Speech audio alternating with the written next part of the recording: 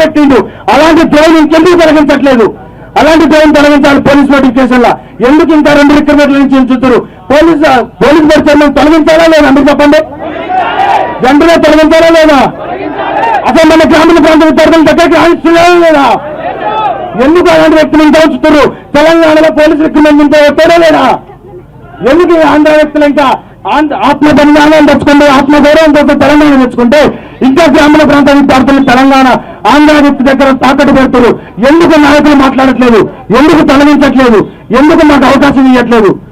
మేము సామాన్య వ్యక్తులం, గ్రామీణ ప్రాంత విద్యార్థులం. మేము మమ్మల్ని అనుకోసం పెడతారు. ఇంకా తొలగించాలి, వెంటనే న్యాయం చేయాలి. ఏజ్ 35 సంవత్సరాల వరకు ఇవ్వాలి.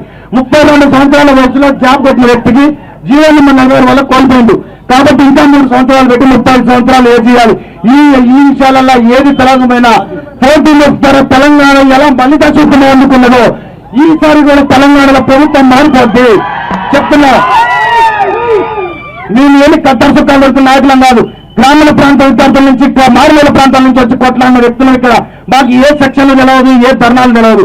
మాకు తెలిసిందే మాకు ఉద్యోగాలు సాధించమని అడుగుతున్నాం. మేము ఏ పార్టీ కాదు, ఆ పార్టీని ఎట్లెక్కినాం, ఈ పార్టీని ఎట్లెక్కినాం, వీళ్ళ గారెక్కినాం. మాకు అంతిమంగా కావాల్సింది న్యాయం, ఉద్యోగాలు, ధర్మంగా అడుగుతున్నాం.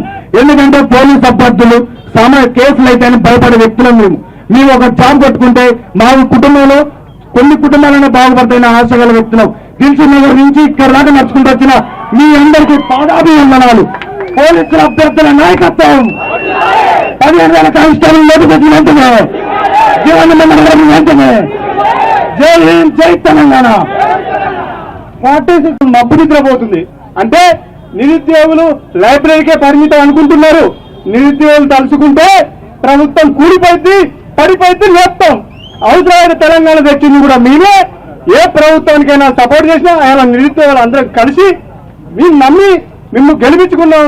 ఇలా మళ్ళీ మీ నిరుద్యోగులు అందరం కలుసుకుంటే మిమ్మల్ని పాతాలకు తొక్కుతాం. ఖబర్దార్ గుర్తుపెట్టుకో. మాకు కావాల్సింది ఒక్కటే, ఇక్కడ ఏం కాదు, జాబ్ అయ్యాది మేము బతిలాడుతున్నాం, మొత్తుకుంటున్నాం.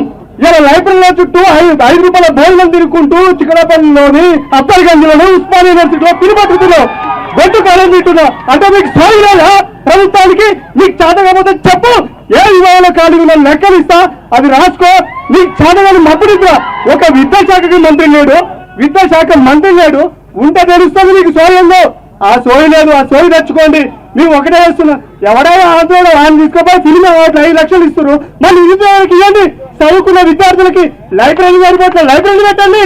ఇవాళ డబ్బులు పెట్టుకొని దిక్కులేక మీరు అరగోతులు పడి చదువుకుంటుంటే మీరు పెత్తనాలు చేస్తే ఊరుకున్నాం. ఖబర్దార్.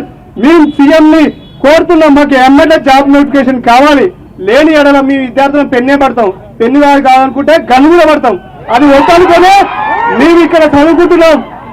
అప్పటి పాతకాలం రోజులు రానియకండి ముఖ్యమంత్రిని చెప్తున్నారు. ఇది దృష్టిలో పెట్టుకొని మా నిరుద్యోగులకు మీరు వెంటనే విడుదల చేయాలి. లేని పక్షంలో కలెక్టరేట్ గా అన్ని జిల్లాల్లో అన్ని నిరుద్యోగులు కలిసి కలెక్టరేట్ ముట్టడి చేస్తాం, సెక్రటరియట్ ముట్టడి చేస్తాం. అవసరం అయితే సీఎం రేవంత్ రెడ్డి